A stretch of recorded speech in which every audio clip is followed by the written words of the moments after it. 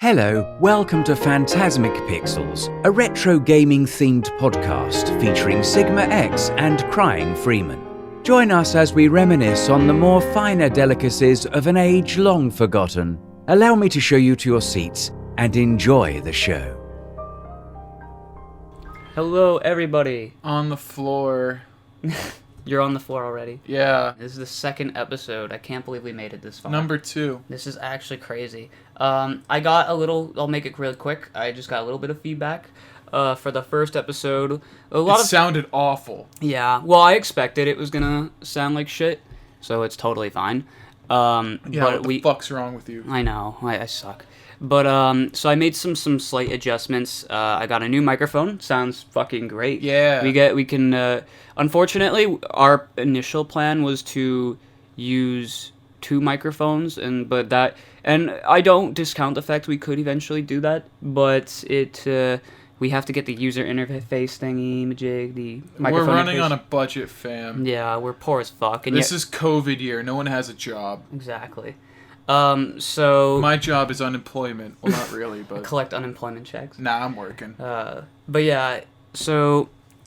Yeah, we're just, the other thing I was told was that the background music was a little too loud in the last one, and that's an easy fix. Like, I love the background music. It was Let's nice. turn it down. Yeah, it was nice. Like, you know, I wanted to set the atmosphere, and I was like, alright.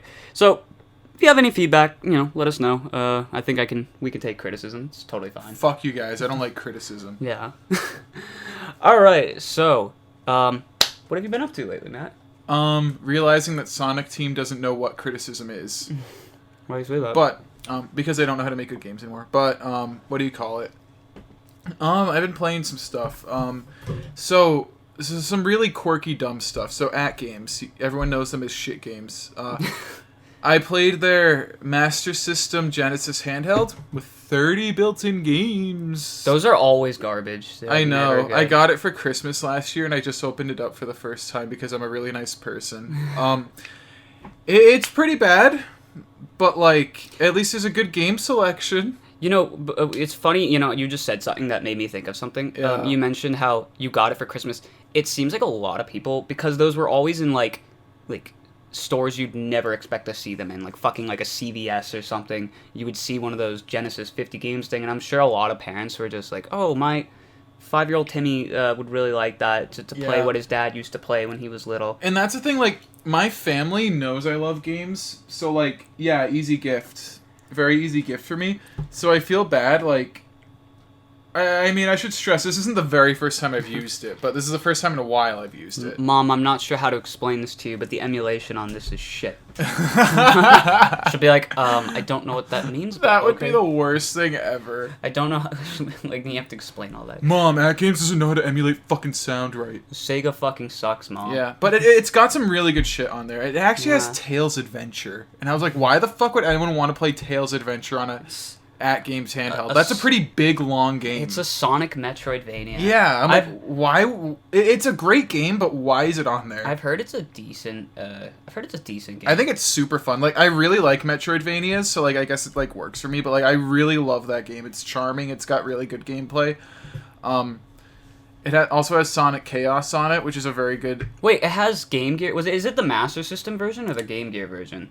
It has Master System and Game Gear games on it. For Sonic Chaos, it's the Game Gear version. What the hell? That's so weird. Because because the Game Gear version, the Master System version, you have like it's like aspect ratio is bigger. So and that's I know Sega didn't make this console. I mean, they gave it the green light, but they didn't make it. Yeah, but how is AtGames that brain dead that they're like, let's put the Game Gear version of Sonic I Chaos. wouldn't even fully blame AtGames. It seems like Sega themselves have always ported the on like the Mega Collection. And not only that, but I also had this weird plug and play fucking bullshit that my brother got me for Christmas years ago. Yeah. And it has like Sonic Chaos and Sonic Spinball. The Game Gear ones. Yeah.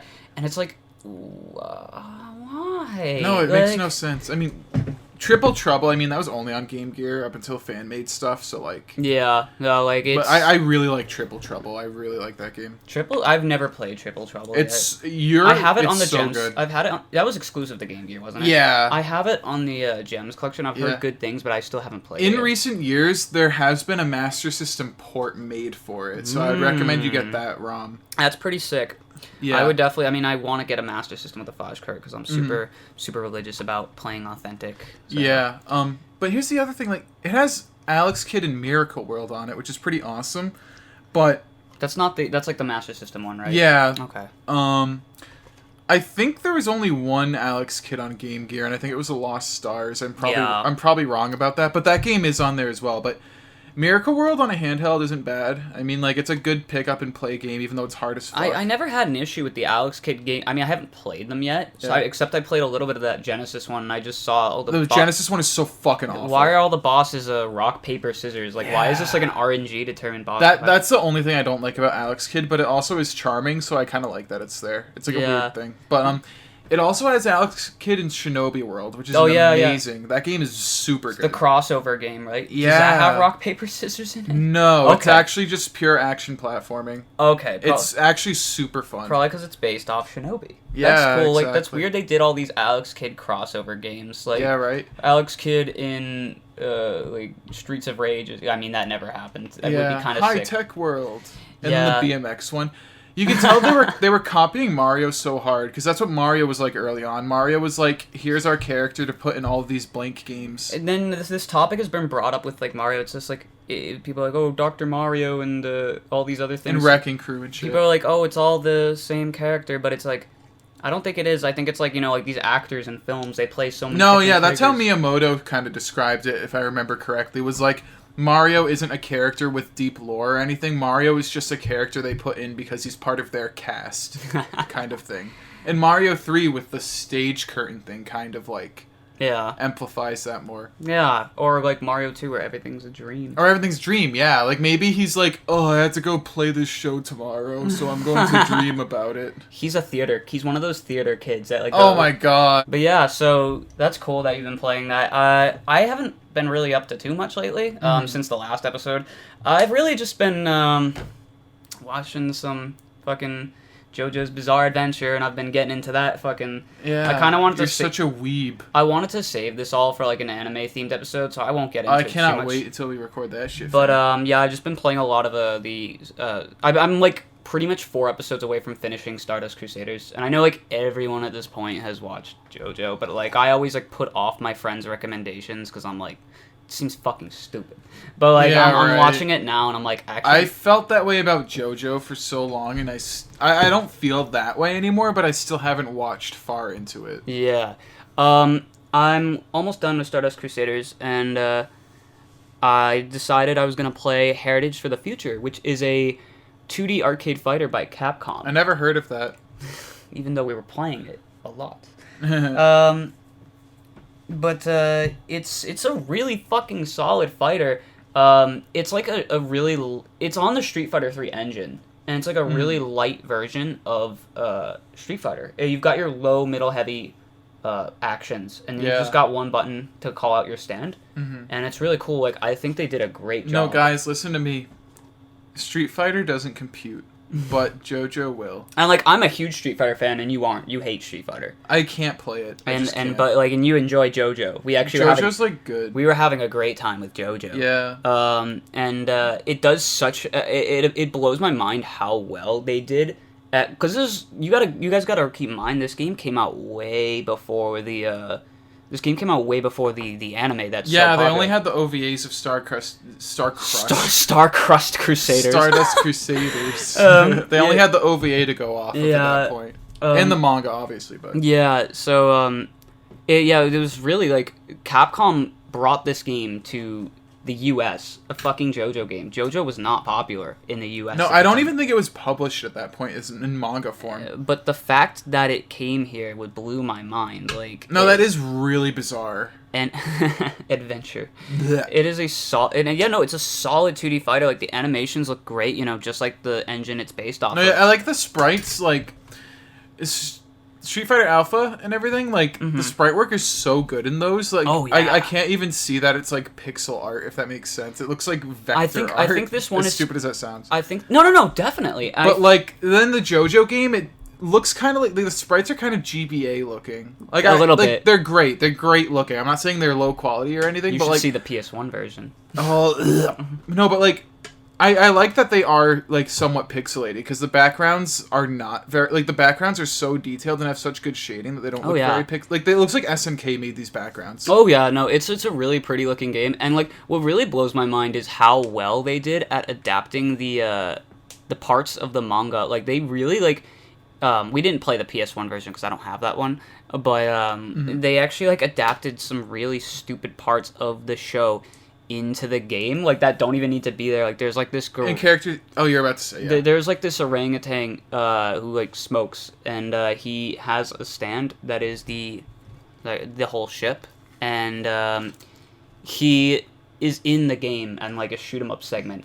There's even a part where this stand sucks himself into Joseph's body, or like he's like invading Joseph's body, and there's actually a part where Kakyoin and Polnareff go inside his body to remove it, and again they incorporated that into the fucking game, and I'm just like that's crazy because those parts are honestly kind of like, I don't want to say filler, but they are a part of the story, but they're not parts that really need to be there. Which is really interesting to me that they went that route of actually being that faithful, like because I haven't read the manga, I've just watched the anime, which is like I know the game. You're not a real fan. No, I'm not. Well, I'm not like a super hardcore JoJo fan. Like I'm just like a casual fan. But I was just blown away by how well they.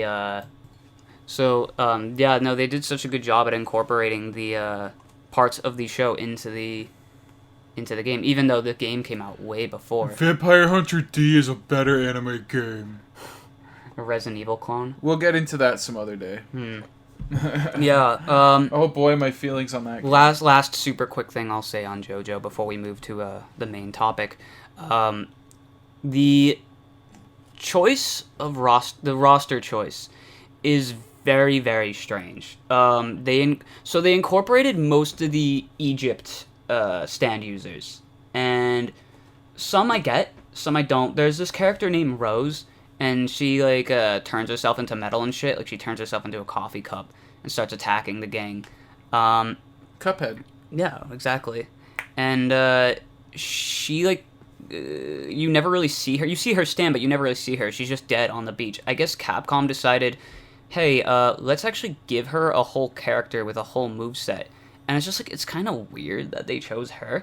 On top of that, there's this guy named Alessi who turns Polnareff into a child, and he turns this woman into a fetus. It's actually quite disturbing. It's Gygus. Yeah, it is Gygus. And he's one of the playable characters too, and I'm just like, what the fuck? And I just think it's such a strange selection of, at least for the enemy stand users in Egypt. There's also that guy Chaka, who the Anubis sword possesses, and he like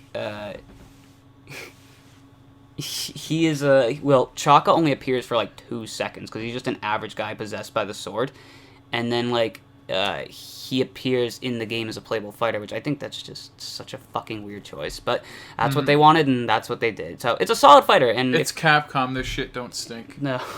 If you like JoJo's Bizarre Adventure, I highly, highly recommend it. So yeah, that's pretty much what I've been up to. Not much. It is a pretty fucking bizarre adventure. Mine too. I've been using the Hyperkin Duke recently. Oh yeah, you mentioned that. The original Xbox controller. Yeah, so like I know everyone knows, but I'll just go into it because that's what people on YouTube to talk about video games do. So Hyperkin, the company that makes really like kind of shitty, kind of good products. They basically got the molds from Microsoft and made a brand new fucking Duke controller a few years ago, and because I'm a really awful person, I bought one. And it's like the buttons don't feel anything like the real thing. Oh god. I mean, I felt that way about the GameCube controller. Yeah. Smash GameCube controller. I don't think the buttons are bad. They're very good for a third-party controller. It's not like a Chinese aftermarket bootleg. No, yeah, like I was playing NES games with this thing because that's who I am. And the buttons were actually like working out pretty well. The D-pad actually is better than on the OG Duke because like I don't know what they did, but the D-pad functions much better. They added bumpers. That's one of the new additions to it. They added fucking bumpers. And the bumpers, you want to know where they are? Where? I know I don't have a Duke here to demonstrate, but you know how it curves up at the top? Yeah. They're like a few inches away from the triggers up on the very top, and they're like literally this big. Like ant penis size, folks. And they feel good, though. They're very clicky. And the most useless thing ever, they added a fucking, like, OLED screen. Yeah. You know, on the OG Duke where that sticker was? Yeah. For the Xbox like where logo? it doesn't have like the Xbox intro with that weird like. It does that. Yeah, when you plug it in, it plays that intro. Yeah. But they smushed it because it couldn't fit on that screen. I mean, I guess like what else can you do? I mean, and it like. I guess that's where all the budget into that controller went to. Yeah, I'm like, that's why it cost $70 because of that shit. The rubber on the analog sticks doesn't feel quite the same, but I feel like it's going to be a little more durable. Yeah. Than the OG Dukes. No, that's... So the buttons are decent. Mm-hmm. The D-pad is an improvement. It has the bumpers, even though they're in an awful location. Yeah. The triggers actually feel a lot better than the OG Duke. Because on the OG Duke, they had way too much resistance. But on here, it feels like an Xbox One controller, where it's just like there's a very nice, like, pull to the triggers. Yeah. The screen in the middle, it functions as a button, basically your Xbox home menu button, and it's a nice little click. It's kind of like a Nintendo style click for their controllers. Yeah. I actually think it's a pretty good controller, all things said. I know the form factor's fucked for everybody, and my hands were even cramped using it, but I do find that controller design very charming, and I was having a good time playing shit with it. That's cool. I've always found it I mean, I've never actually held a Duke. I just saw, like, the buttons are slightly angled, and I was like, what the fuck? Yeah. It was, like, a turn-off to me. Yeah, they tried to have a 6-button thing, but, like, the black and white buttons, which is actually what they're called. Yeah. Officially. Wait, really? Yeah, like, you know the black and white buttons on the Why? Duke controller? Like, they're officially called the black and white buttons. Because creativity. That'd be like calling the SNES controller the green button, the red button. Yeah, it would be just like that. That's really strange. But they tried to have a 6-button layout for that thing, but it didn't work out. And then even on the S controller, which is like the improved smaller. The one I have, yeah. Yeah, even on that one, they put them in an awful location. It's I've like, always what? found it. I've never been like an Xbox controller guy. Yeah, So. on the Chronicles of Riddick or Escape from Butcher Bay, you use those buttons to like zoom in before you shoot. I'm like, that's the worst shit ever, but I guess what other button would they use? That's pretty awful. But that's what's weird. The black and white buttons on the Duke basically replace the L2 and R2 on most controllers. But then Hyperkin, they kept the black and white buttons, but also added the bumpers. So it's kind of like a weird thing. Yeah. It's like I would rather press the black and white buttons than take my fingers off the trigger 2 inches up to press those tiny ass good feeling bumpers. Would you say it's worth the price that Hyperkin is asking for? No. It's $70 MSRP. And here's the thing. It's worth it for an idiot like me who's going to find enjoyment from owning it. Oh, you know how many stupid, like, I've bought, like, custom, like fight sticks, custom GameCube controllers, all that shit. Yeah, it's just, throughout high school, I had the OG Xbox. It was, like, one of the first systems I started collecting for, and I love that system. It's just, like, charming, and it has, like, the best console ports of most third-party games. To this day, I would say it's one of the easiest consoles to collect for. Yeah, it's dirt cheap. Like, the games are still relatively cheap. Yeah. I just think the console is such a big fucking bulky thing. Like, it feels like a home computer as a console. It basically is, though. Like, it has a fucking Intel processor in it. Oh, yeah. And, like, it basically was Microsoft saying, here's PC gaming for console people. Yeah. And I remember a lot of people called the Xbox the Dreamcast 2. It basically was. Because it had, like, sequels to, like, Panzer Dragoon, or you saw, like, the Super Monkey Ball Anniversary port. There was a fucking... no one's ever heard of Spike Out, I don't think, but it's, like, an arcade beat-em-up by Sega, and they had a version for the Xbox. A lot of follow-ups. Oh, Shenmue 2 was... Shenmue 2 was on there, yeah. Yeah, exclusive for a while. Panzer Dragoon, fucking... I mentioned that, yeah. Just a lot of Sega games were on there. And the button letters, as well as the button colors, even the colors were shifted a little. Yeah, the Microsoft and Sega kind of... Microsoft's like, let you play Sega. Well, they were kind of buddy-buddy for a while. Yeah, they were, yeah. Like, and even the Dreamcast was powered by, like, Windows CE. Yeah, so... Yeah, pretty cool stuff. Yeah. So scarier than the Duke. I started shitting myself while playing these games. Right. So today is kind of a little bit of a Halloween special, you know. Don't let me play New Super Mario Brothers. I know, it's such a scary game. So yeah, today's a Halloween special because Halloween is coming up, and I mean, I with COVID, I completely forgot what what the time even is. I thought I was dead already. Yeah, right? I mean, at this time, like, I have no perception of, like, what time is. Nani? Yeah, so for this episode, we're going to talk about, like, games that had creepy elements in it that kind of had shit that freaked us out as kids. So there's plenty to talk about. So, yeah, do you want to start? Or do you want me to start? We've got a list here. I don't want to remember these awful things I've put in the back of my head. Okay. So, one of my earliest instances of a thing in a video game scaring me was in Rayman. It's a fun. Okay. It's in an educational game. It's in an educational game. It was actually my first Rayman game because my dad came home with it. Look, you got the PlayStation 1. I got you. Like, hey, I know he didn't know like what like video games were at all, but like, hey, I got you this educational Rayman instead of the platforming adventure Rayman. His intent was genuinely good. No, it was, yeah. I just think it's funny. But yeah, he got me Rayman Brain Games, and I was like, okay.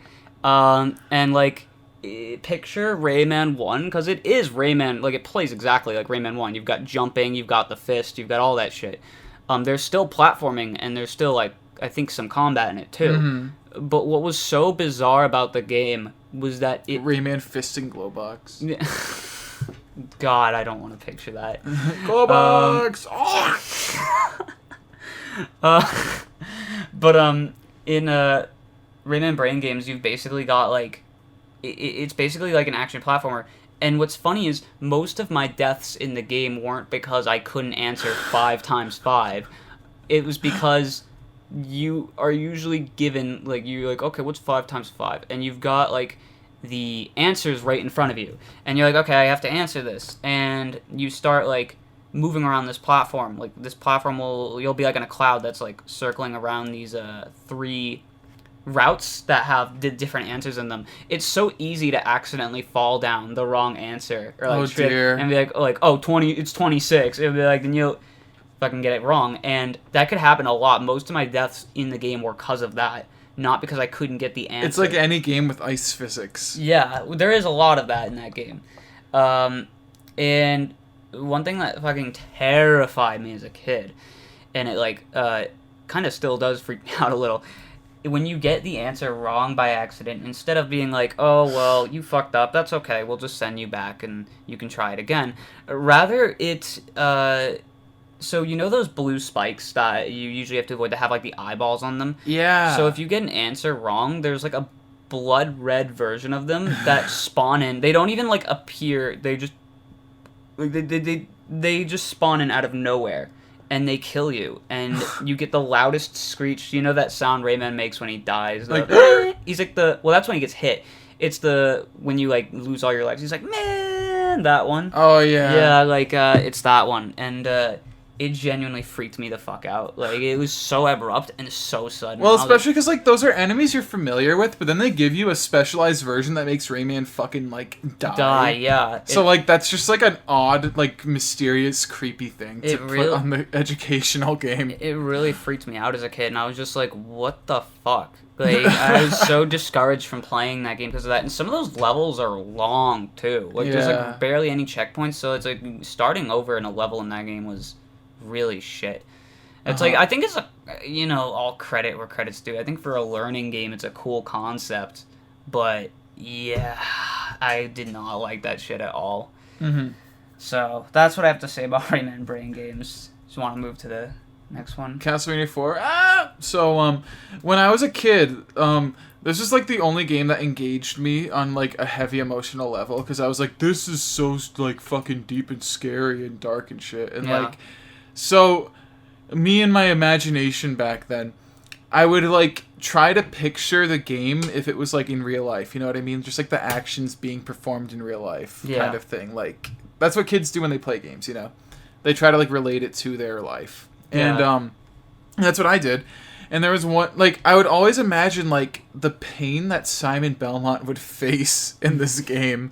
I just imagine, like, oh my god, a fireball that would burn someone and, like, hurt them. So I imagine Simon getting, like, burnt It's and your shit. first instance of seeing that a character in a game can be physically hurt. No, exactly. It's not like Mario where he hits a Goomba, he's like, oh, haha, he fell off the screen, that's no, funny. No, exactly, because those are all cartoony deaths, and, like, Sonic and Donkey Kong and shit, but then, like, this is a human being facing these actually, like, scary-looking, deadly monsters with sharp claws and poison shit and fire.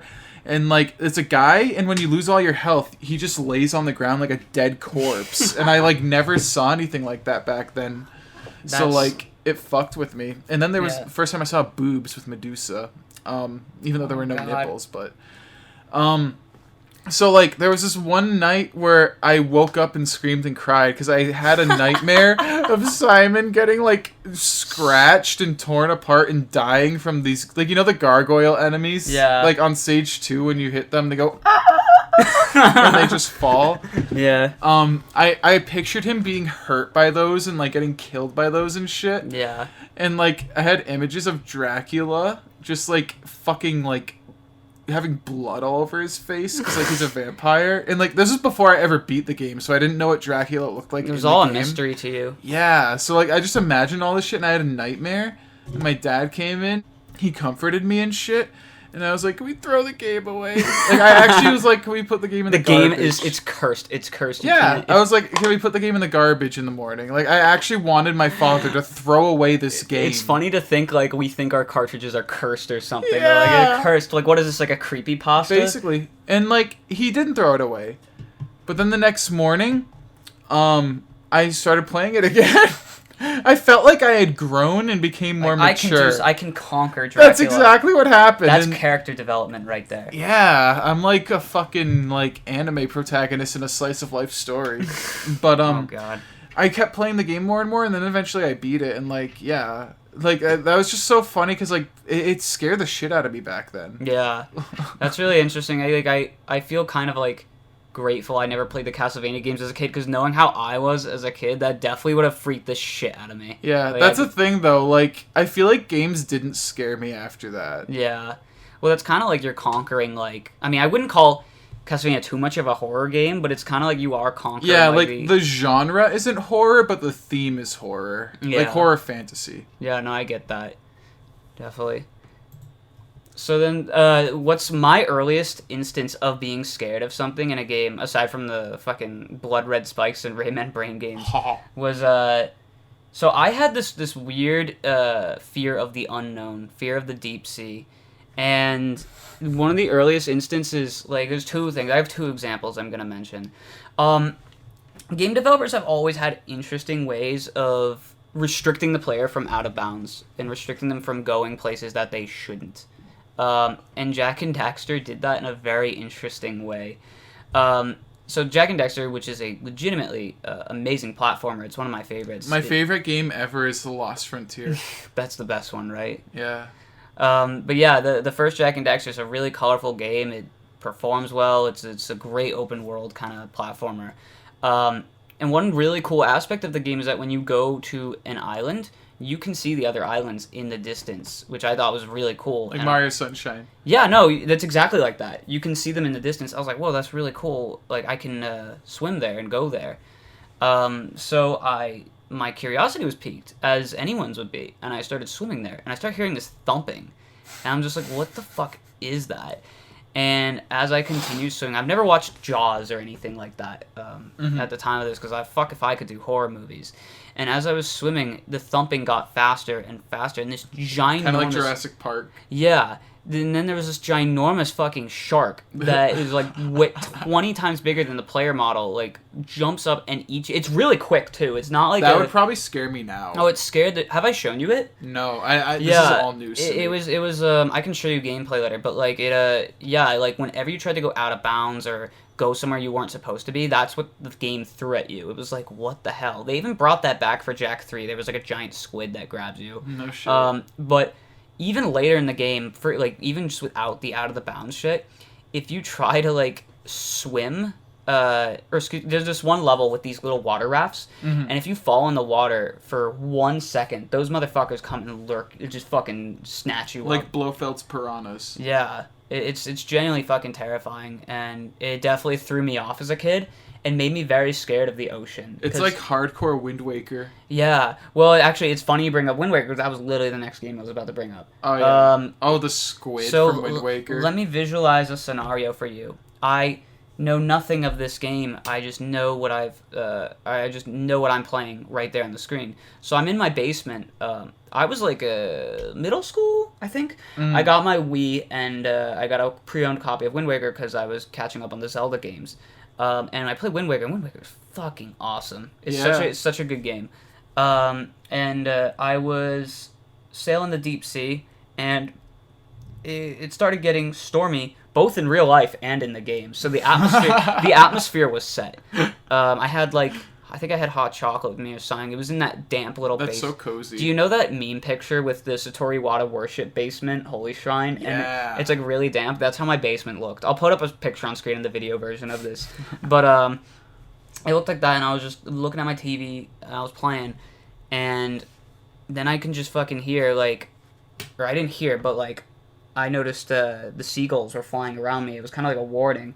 And then I get sucked in this giant whirlwind, and there was this giant fucking squid with this terrifying music playing. Yeah. Terrifying, horrifying, just horror music.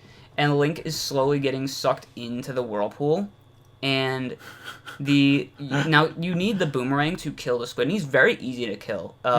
As a kid, I just assumed, because I didn't have any walkthroughs or anything, I just assumed this was punishment for trying to explore too deep or something. So I have this fucking squid, and he's sucking me into this whirlpool, and there's nothing I can do about it as this horrifying music is playing. And I was just like, what the fuck do I do? And he just sucks me in and shoots me really far. And that part wasn't so scary. But what was scary about it was the fact that I'm just this terrible deep sea monster just attacked me out of fucking nowhere. And that setting freaked me the fuck out so much. Do you remember that from Wind Waker at all? I remember, because I would watch my brother play it for hours, and he encountered it. Oh, God.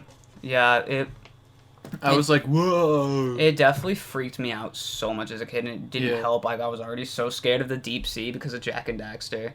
So that was something that definitely terrified me as a kid. The next game I had on the list was Wario Land. Garlic Breath 4. Garlic Breath 4. Wario Land 4. What's so weird about this game? Now, you weren't as scared of this game as me, but this game, it's much like how you felt about. It's like Courage the Cowardly Dog. But Courage the Cowardly Dog was fucking scary. No, yeah, but I mean the kind of surreal horror that the game, the mixture of horror and humor that the game has. It's very much like Courage to me. What's funny about the game is that I had my old GBA, the one without the bug. The one you can't see. Yeah. The one you need to melt your eyes on the sun to see. Yeah. I had a little lamp thing that plugged into it. I remember the worm lights. It was really shit. But I distinctly remember I got Sonic Advance, which was a solid fucking. That was my first Sonic game. It was a solid game. My brother got Wario Land 4, and I had never played any of the Wario Land games. Wario Land is so good. I just know they're very bizarre, strange games. Yeah. And I got I got Sonic Advance, and I was enjoying that. And occasionally, me and him would trade games, and we'd play each other's games. And I was playing his copy of Wario Land 4, and everything about the game terrified the shit out of me. The atmosphere of it was creepy. There was these realistic Wario portraits in the game, in the music selection. And my first instance of so when basically in the entire game you're in this dark pyramid that Wario's going to steal some money or something, I don't know. And the first level is these dark catacombs. I just remember being so fucking terrified, and the thing that really scared me and made me put away the game was the first boss. Spoiled Rotten, his name was. It's this giant eggplant looking dude. He's got this little face, and I'm just okay, he's cute. And the more you hit him, the more disgusting his fucking face gets. He gets snot coming out of his face. He looks like something that could be from Courage, you know what I mean? Yeah, no, it does. And it genuinely terrified me. It scared I thought it was funny as a kid. Because, this the thing is... look how silly he is. I love, that you thought it was scary. I don't mean it in, a demeaning way. I just think you're making fun of me. No, I think it's funny because, the developers intended it to be like goofy funny, Yeah. but like it is so surreal looking. I can see why it would be scary. You know? Yeah. And it's like not their intention. That just makes it funnier. It doesn't help that everything leading to the boss, there's like this giant mist Yeah. surrounding you, and like you can also like summon this Game and Watch looking dude to help you in the boss battles. It's genuinely strange. Yeah. It's such a fucking weird game, and I just remember the atmosphere and everything in that game fucking terrified me. Yeah. But yeah, what was your experience with Wario Land 4 like? Oh, I loved that game. Like It was a good game. The gameplay is so good. Even back then, I just like knew it was a great game. But like the presentation, I loved too because it was so weird and goofy and surreal. Because like I was always a fan of surreal things, like ever since I was a kid, and like that game has like kind of that feel, but it's goofy. Yeah. Like it because like everyone from our generation says Courage was a very scary show, but literally like I never thought it was scary. Like watching it as a kid, I just thought it was weird. There were a few instances where I was actually terrified and wanted to turn off the TV, and I was And like, I can't believe do that, this. and there's enough people that say that. It's just like as a kid, I always saw it as like being weird but not scary, and I saw Wario Land 4 as the same thing. It was weird but not necessarily scary. I just found it super charming. Weird was always a big part of Wario's character, though. Yeah. So, like, it makes sense that they make a weird game. Like ever since Mario Land 2, he's like, Yeah, I'm gonna stay a fucking castle on my bunny ears and shit. Yeah. He does that little that grimace to you in Mario Land Yeah. 2 when you enter his castle. and then you beat him, and he's like, I'm a little baby. I'm gonna go eat my fucking garlic they, and my ne- dick. they never brought back Baby Wario. No. Or did they? I mean, like in Wario Land 1, when you're small Wario, Oh, yeah. it looks like that. In Super Mario Land 3. So like yeah, so like when I was a kid and I beat Mario Land 2, I saw Baby Wario as more like Wario without a mushroom, kind of like Mario without a mushroom. Because like Mario powered him down by beating the shit out of him. I wonder why they decided to make Wario the protagonist. Isn't that strange? Yeah. No, I'm glad they did it, but like it's a very like not common move. You would have just thought they would have left Wario alone after Mario Land 2. Yeah, no, they became a whole season. Wario Land 4 was the last numbered one. They had Wario Land Shake It for the Wii. I heard it was a decent game, all things It was considered. okay, yeah. Like, but I never played it, so I can't really speak there. I got it when it came out, but like it was good, but not like very good, you know. Yeah. So that was just a quick one. The next one I had. No, so, not Mario. do you want to talk about that now? Yeah. So I got New Super Mario Brothers when it first came out, because like we had a DS when it came out, and I was like, Mario. We got that game too. Not like the Yeah. day it came out. We got it for Christmas. I remember for I our see. Wii, because I was like, oh, what the new 2D Mario? Right. It was cool. It was one of the first games that I wanted when I heard it was coming out. It was like one of the first new games I ever got, and I was like, oh my god, a new Mario, and it looks 3D, and it like, because I didn't know what 2.5D was. Yeah. So the game isn't like. It wasn't like scary, but I thought it was weird the way the enemies like went ha ha like to the music beats. Like it just kind of like creeped. They like the Koopas and stuff like dance to the rhythm of the songs. Yeah. It's kind of cute. It was cute, but like as a kid, it kind of like weirded me out. I was like, that's strange.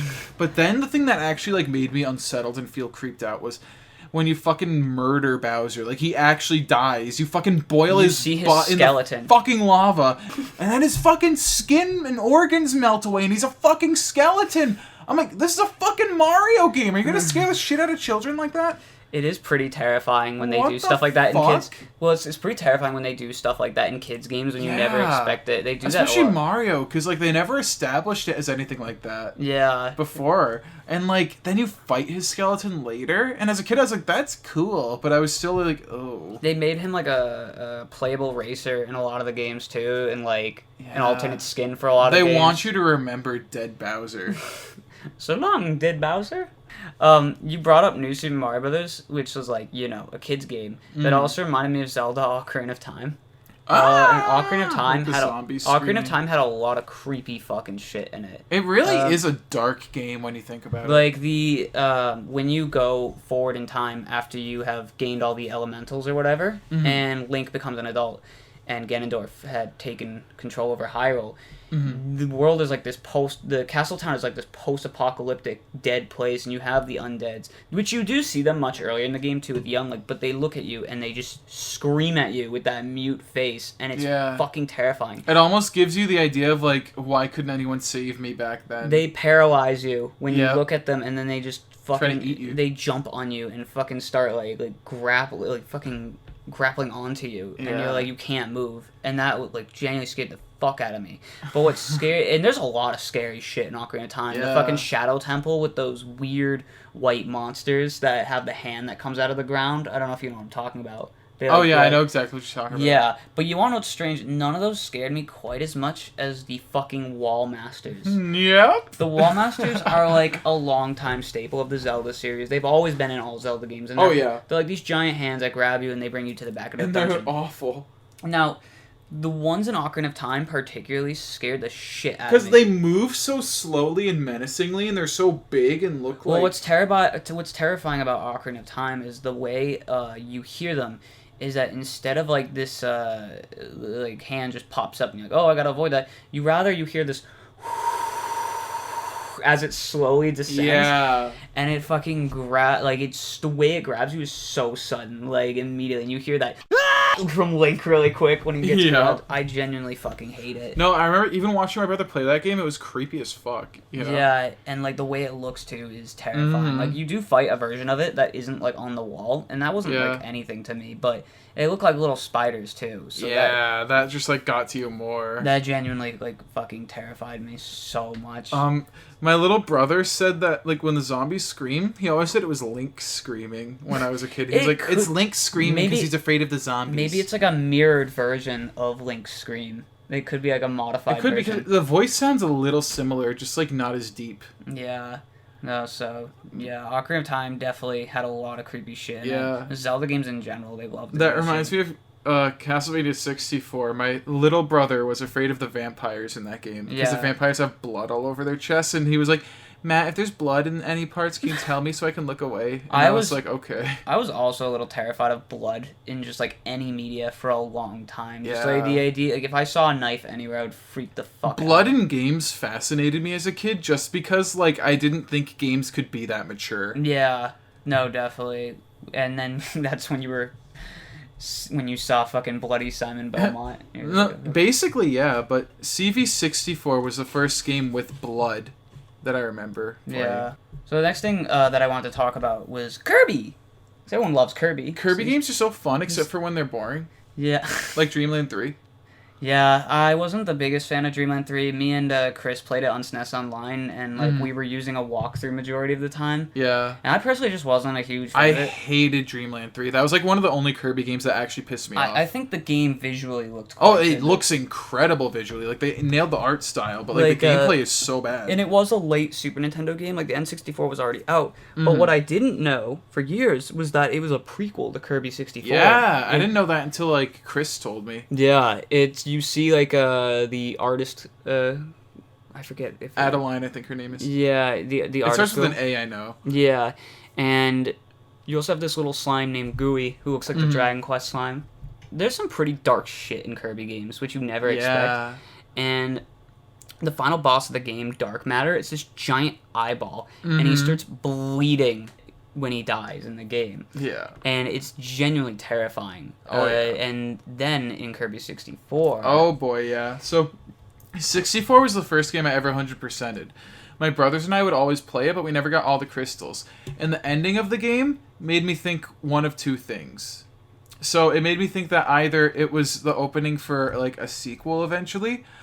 Like, the bad ending I'm talking about, where Yeah. the glasses girl's like, hey, I have fucking glasses, bitch. And, like, she But I looks at thought the- I always thought like that was alluding to the fact that maybe she was evil or something. But No, yeah. Like, it's- I thought it was either... It's more so the game's way of telling you, hey, maybe you should grab all those crystals No, and come yeah. back. When I was a kid, I thought it was like I wasn't doing something right to get the good ending, or it was for a sequel eventually. But then I was like, let me get all the crystals, and that'll probably make a new ending. And it worked out. I actually got all the fucking crystals in the game, and then yeah, I played that cutscene where like the dark matter inside her is zapped out, and she like dies and shit. And I'm like, whoa. Yeah. And then you go to the final planet. It's literally like hell. Yeah, the final. It's so fucking scary. The music playing is stressful. It's got more difficult platforming, and then once Dedede launches you up, the music, like that fucking like tambourine noise, like the yeah, it just has this that one. tambourine smash, like brrrr, and then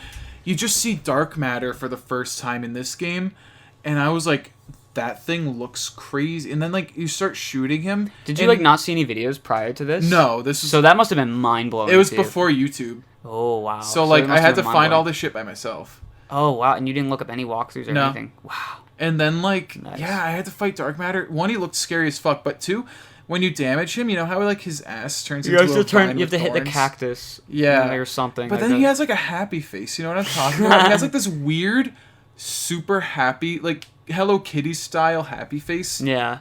As one of his forms. And, like, I'm like, what is that? And, like, the blood that comes out of his eye when you're shooting him. And then the music that plays, it was so intense that as a kid, I was just completely immersed into it. And I was like, this is, like, actually the end of the game. This is, like, what everything's leading up to. I'm going to save everybody. Yeah, right. And then I beat it. And the ending satisfied me so much. Like, the music was so good. And then, like, everyone gets these medals. And it was so sweet. And then she kisses Kirby. And Kirby's like, hey, I didn't know I could get boners. And then, like, he falls off the steps. I was like, that was such a good game. It's funny how we go from this cute pink puff to this... fucking bleeding eyeballs. To literally, like, hell. And this Yeah. fucking, like, hellscape. It unsettled me as a kid. And I I was know like, the whole ooh. thing with Kirby is that he fights off the nightmares and stuff. But, yeah, that is definitely a fucking nightmare. That's For real. crazy. Yeah. That reminds... So the one other thing I wanted to bring up, just involving a kid's game, was... Oh, you play kids games? What the fuck's wrong with you? The one... So, for those who don't know, I'm a huge Earthbound fan. I love the Mother Oh, series. fetus time? They're some of my favorite RPGs of all time. Like, and Earthbound is such a great game. It's this whimsical kind of Goonies adventure. It's awesome. And Then he gets to the end of the game. So the final events of Earthbound are some of the most, like, just unsettling, bizarre shit. So essentially you need to go back to the past to play these shitty games that suck ass, right, Matt? Yeah, James. To essentially beat Gygus, who is the main villain of the game. He's like this alien, and he's working with Pokey, I can best Pokemon? describe. Yeah, I can best describe him as like Cartman from South Park. Like, he's just this obnoxious fucking fat kid who just Oh, I know who you're talking about. pesters you throughout the game. Yeah. And you basically are told by the doctor, he like doesn't know how to tell Ness and the others. He's like, hey guys, I know you guys have had a fun, whimsical adventure up to this point, but I need to do surgery on you, take your brains out, and put them into robots. And it's just like, what? And he brings you... Now, even before... Because everyone, I'm sure, has heard of Gygus. Even before Gygus, everything leading up to is creepy. You go to this level called Cave of the Past, and you can hear these, like, screams in the background. These genuinely, like, slow, distorted screams. And it's like this... You know, Earthbound... I'm not saying Earthbound was always, like, so cute and whimsical all the time, but there was... No, Like, yeah, it had some, like, moments of dark humor and most stuff. of the dungeons... Well, except for this moment in the game where they rip off Pooh's, like, legs and arms, but... Oh, yeah. That's different, but, like... it's a very, like, you know, like, very colorful looking game, and then you got this dark brown white, like, just desolate place that is so uncomfortable and so uncanny. And as you ascend, and the enemy encounters there are fucking tough. They can, like, kill you instantly. It's smarter, if anything, to just run away and get to Gygus. There's no save point here, too. So you got, like... The other scary thing, you know, forget the fact it's just scary overall. You have to commit to beating Gygus. Like, you can't go back. Once you're there, that's it. Like, you have to do it. And once you get to Gygus, you get to Gygus's lair. And it's like these organs and this giant ball and with Pokey's head in it. And he's just taunting you. And... the music that leads up to it is so fucking creepy. Oh, yeah. And once you beat Pokey, he turns on the devil switch or whatever, and that's when Gygus comes out. And then the screams come much more prevalent. And it's like this blood red swirl where you can see, like, and if you look closely, you can see the shape of a fetus, like a baby. Yeah. An unborn baby. And it's like, what the fuck am I even playing right now? I can't, because I never... grew up with Earthbound as a kid. I grew up with it as a teen because I knew about the whole thing about Gygus. That's what got me interested in playing it. Yeah. But if I hadn't known about that back I played then, it as a kid. Yeah. I think I genuinely would have like been like, oh my god, this is actually like really, really fucking creepy. Yeah. And the fact that they put that in the game, it's one of my favorite final bosses of all time, because the thing about Gygus is you can't damage him. It's just going to reflect back at you. You have to use Paula and use the mechanic that you almost will never use throughout the game is pray. And you Yeah. basically, it's such a whimsical moment. Like, you're praying to everyone you've met throughout the game, everyone on your journey, and they're all praying for you to just beat the boss together. It even calls out you, the main character. Like, the game asks you, the player, for your full name, and it's like, it's like Brandon, I'm not gonna say my last name, has prayed That's for a this weird and last others. name. Yeah. And yeah, it's just a genuinely fucking cool moment and such a creepy finale. But it's like what you mentioned about Kirby 64. You get that moment of just happiness towards the end when you guys all save the day. Yeah. So enough about the kids' games because I don't really have too much more to say there. But I think at this point I just generally want to talk horror games. And well, the few horror games I haven't played Vampire Hunter D is so scary. I haven't played too many horror games. Me neither. But I'll talk about what I can.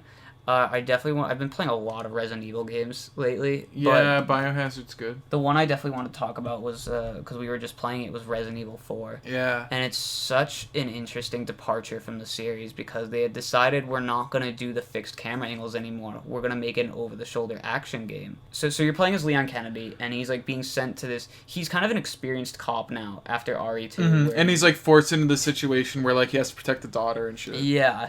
And you go to this, the game uses a lot of, like, dark brown kind of colors and shit. It was, like, one of the first before so many games that followed.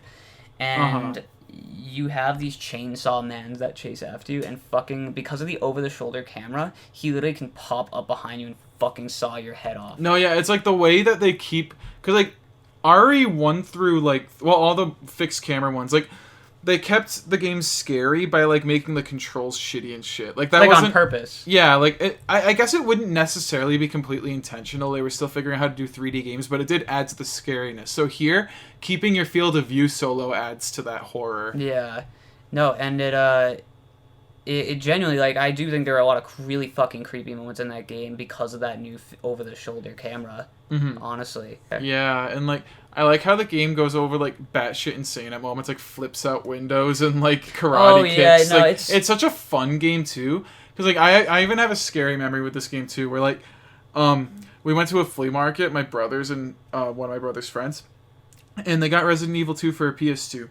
Resident Evil 4 for PS2. And, Resident Evil 2 for the PS2. Yeah, that game that definitely exists. You could play it on a PS2, but it's not on the PS2. They got RE4 on PS2. Yeah. And they kept laughing after dying because they kept getting killed by the chainsaw guy, like Leon's head getting decapitated, and like they were laughing at it, and I was like, "Whoa!" There's like, some pretty gruesome deaths in that game, like more gruesome than I've ever seen in a Resident Evil game. So it didn't like throw me across the room or anything, but I was like, it was the first time I saw anything that gory in a game, and I was like, oh, that's in video games. Like, that can happen. Yeah. In games, yeah. And then also the real life thing, I was like, wow, that would actually happen to somebody. Like, that's what it would look like if they got their head fucking chopped off by it's funny how chainsaw. it's funny how RE4 was the formula for Resident Evil for years to come because people do not like when it comes to games being scary. Like 5 and 6 people don't really like. Yeah, and a lot of people just like. But the thing is, I think 4 still managed to be a pretty scary, while still being a very action-oriented game. But yeah, because like I feel like the subject matter is what makes it scary. Because like there's the whole government conspiracies, and there's the whole like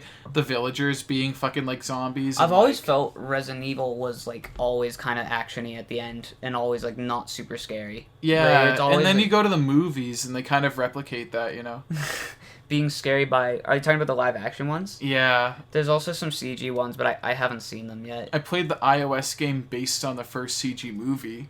Oh, yeah. Degeneration. Yeah, I remember that. I used to play Degeneration in RE4 on my iPod all the time back then. I played the... RE4 had so many ports. Yeah. It did so well commercially. Like, they took such a big risk changing the gameplay so drastically because... And it worked out for them. From what I remember about RE4, when it was in the beta stages, there was, like, a castle, and it was going to end up being, like, it was just going to take place in a completely different location from the village. And it just ended up being this creepy castle with these paranormal ghosts and shit. And then it ended up becoming Devil May Cry because they're like, we just don't know. I don't know the reason why, but they just ended up changing it and using that for Devil May Cry, which is why Devil May Cry 1 is a pretty creepy game. Yeah. And yeah, so it was really interesting how the development of that turned out. And the fact that it did so well, enough for them to use the formula for years to come, the third-person formula. it was interesting, and they fucking reused it again for Resident Evil. Not reused it. They reinvented the formula again for RE7. They're like, let's make it a first-person game. Yeah. And then they did that for RE8, or they're doing that. And then they did it for Silent Hills. Oh, PT, right? Yeah. I wish I could talk more about Resident Evil, but I haven't played them yet. So yeah, but Resident Evil Gaiden's pretty fucking scary. The Game Boy Color one. Yeah. God, so many weird offshoot ones. What about Clock Tower? Yeah. So I haven't personally played Clock Tower, but I've seen a lot of gameplay. It's magnificent. It is. The fact that they can make a scary game, because like I'm not like someone who'd get scared on something on a 16-bit console. Yeah. But what developer made that game? Do you know? I know, but I'm having a fucking. I don't know the developer, but regardless, Yeah. that game did such a great job at being so immersive and so freaky. Like the way it looks like those horror indie games you would see now, except it does. It's not. It's like released. And then the from a producer did a Mighty Number 9 thing and made a spiritual successor on Steam, and it was awful. Really? That was Yeah, the it was same developer? called Nightcry. Nightcry. The director of Clock Tower did that, and no one really liked Wasn't it. there was also something called Remothered, which Yeah, was a. I think that was just fans. I don't think it was like made by anyone who made Clock Tower. No, I think I remember. I think Clock Tower 1 was getting a full remake, and it actually. Oh, they changed it? It looked scary as fuck, and they had to change the whole thing because they didn't want to get like in trouble. I think that's what it was. I don't remember the whole story, but in Clock Tower you play as Jennifer, who, correct me on the plot details here because I don't remember the story. She goes to an orphanage with her friends, and Well, they're getting out of an orphanage. oh right, It's right. like they're all orphans, and this is going to be their new home. Yeah, and they go to this new home, and there's the woman taking care of them. She's like, Oh, yeah. hold on, kids, I'm just gonna go get something. She is such a bitch. And then you have the fucking Scissor Man. Yep. And he jumps through a fucking glass window, impaling the body of one of the girls. If that happens, you can get many different beginnings. Really? It's RNG, actually. No way. Wait, No, yeah, you know. can have that beginning, or you can have different depending on what you do. But the Scissor Man's always gonna be there. You're always going to see one or two of your people die first. Yeah. Wait, So isn't there here's one the where you can thing. check the pool and like... Yeah, and she's drowned. There's one where you can look in the shower, and she's hanging in the shower, and then Oh the my scissors come out of the water. Oh, in the that's bathtub. actually scary as fuck. The classic, like, murder scene in the shower, but that's actually scary as fuck. No, yeah, so, like, it depends on what you do. Like, I said RNG earlier, but I'm wrong. It actually depends on what you do, from what I remember. So, you hear the screams when you look for the woman again. You go back into the foyer, and no one's there. Yeah. So then you walk around to look for what to do next. So, let's say you go to the room to your left. Yeah. You have a few options. You can go back to the foyer again, and if you go back to the foyer immediately, that's when he comes crashing through the window. Oh, man. And Yeah. then if you look through the window in that room away from the foyer, you can see the pool shit and have her thrown out the window. Yeah. Or you can go inside the bathroom, and the music starts playing while it's steamy. Yeah, Oh, God, but the I room hate is that shit. steamy too because of the shower. So like you can your vision's kind of fucked. Yeah. And then you walk up and you open the shower curtains and you just see your fucking, like, basically your sister. Like, they're not blood relatives, but basically your sister. Like, yeah, you know. Like, just hanging by her wrists in the shower with the tub full. Yeah. And Jennifer's shocked, and then the scissors pop out of the tub water, I and thought- you have to find out how to run away from it. I thought she popped out of they popped out of like her fucking corpse or something. Oh, no. That would be so fucking fucked. Wouldn't it? And yes, Scissor Man is like this hunchback fucking like I think he's the son of the like owner of the mansion. I won't spoil anything, but... Oh, is that a spoiler? My bad. Yeah, and he starts chasing you. And I think how he appears, like, the thing about horror games for me is I never really find, like, games where you have, like, thousands of zombies or thousands of enemies in a court are really that scary because, like, they're just, you know, just an obstacle in your way. But when you got one threat chasing you... And he kills you, you know? You Yeah, have no yeah. way to defend yourself other than, like, a few things. He does a little dance when he knocks you down. He's like, yeah, I got her! Yep. But like he literally like now I know it's random in how he will spawn. Like it depends on like what you're checking and where and but the fact that like to me what's scariest is not so much him himself but The anticipation. The anticipation of it because it's so random how he will spawn and how and the music that plays when he starts chasing you it's like oh my fucking god. Like almost every playthrough of this game is different because of shit like that. Yeah. And you know what the most criminal part is? I still haven't fully played this game yet. I've just played the intro. It gets pretty cryptic later on. Yeah. I had to use a walkthrough eventually to find out the next thing to do, But the fact that they could make a Super Nintendo game so thrilling and actually kind of scary. And just through narrative. Yeah, and atmosphere. Well, I guess the gameplay too because you're defenseless, but... Yeah, and it's a point-and-click game. It's not like a shoot game. They also... Exactly. Not that I want to mention it too much, but there's also the PS1 sequel, which was kind of fucking bad. Oh my god. Like, let me just rant about that for a sec. I loved the story in the first Clock Tower. I fucking loved the story. Like, the way the story unraveled through multiple playthroughs, because you won't get the same explanations or story details for each playthrough. You'll get new ones depending on the playthrough. Yeah. So, replaying the game, you're rewarded with different story beats that you didn't get on your previous playthrough. Yeah. And the story is actually really fucking good and deep. Yeah. And then the fucking PS1 sequels come out, and the stories are fucking awful. Yeah, I don't remember shit about those at all. I know there's a Ghost Head, which was Clock Tower 2. Yeah, that one has nothing to do with, like, the first two. But the original sequel on PS1 is a direct sequel in terms of story to the SNES game, and it's just awful. Like, the writing is bad, but it's also a terrible fucking sequel. Yeah. And then there was a Clock Tower 3 by Capcom, which has, like, literally nothing to do with it. I've heard, like, it probably wasn't even a Clock Tower game. That's what I've heard, too. And they never brought back Scissor Man or anything. It's pretty decent. It's a good game on its own, but it's not Clock Tower, you know what I mean? Like, they need to... I would love to see a fucking... Like, of all the games that need to be remade, like... Clock Tower 3 would be a good remaster, because I meant 1, but yeah. Oh, no, 1 as well, but, like... I don't know, Clock Tower 3 gets shit on, but I think it's a good game. I don't know anything about it. Yeah. I just know it's made by Capcom. Yeah, like very randomly. We definitely got to get around to playing that. But yeah, that's really all I had to say for this one. You could play the Windows 95 version of Clock Tower, which has like CD audio, like the PS1 port, and mouse control, so. Yeah. Well, I think that's it for today's episode. Games can be scary. Well, anyways, guys, thanks for watching, and yeah. Don't get eaten on Halloween, fams. Yeah.